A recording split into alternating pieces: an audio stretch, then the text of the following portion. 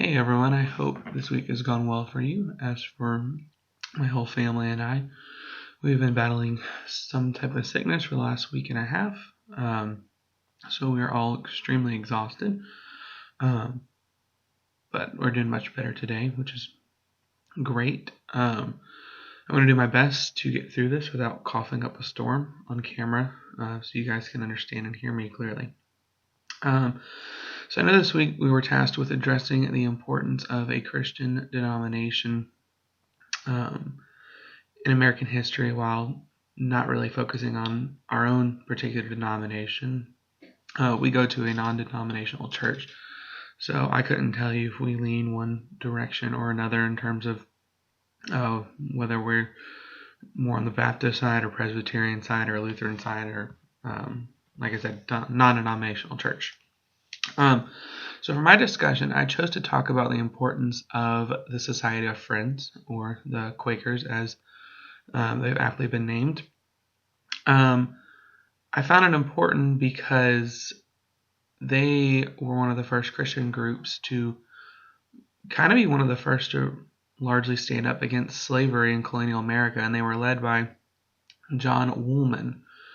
In my opinion, they are important for being among the first religious groups to call for the end of slavery.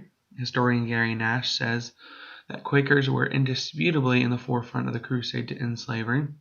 And also in support of this, I found an article where historian Bertram Wyatt Brown, professor emeritus at the University of Florida and a visiting scholar of Johns Hopkins University, says that the pietism of the Quakers asserted the love of God for every human being, regardless of color, sex, station in life.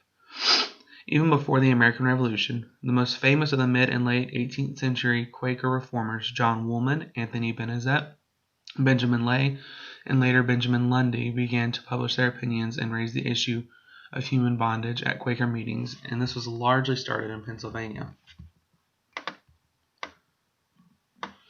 With that being said, I think that the Quakers, being one of the first to really step up and say, hey, this is wrong, knowing the majority of Americans might disagree with them at the time, is really bold and brave on their part. And I think what they did, although it didn't really gain traction for over a century before the movement for abolition of slavery really ramped up, I think they really laid the foundation for others to come up and say, that this is wrong and we need to put an end to it as well.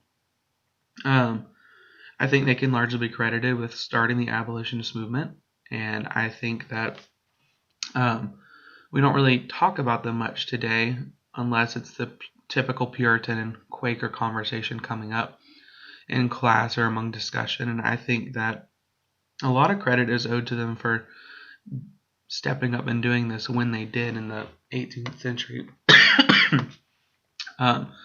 So that's all I got for you guys. I hope you enjoyed it. I hope you all have a great night. Thank you.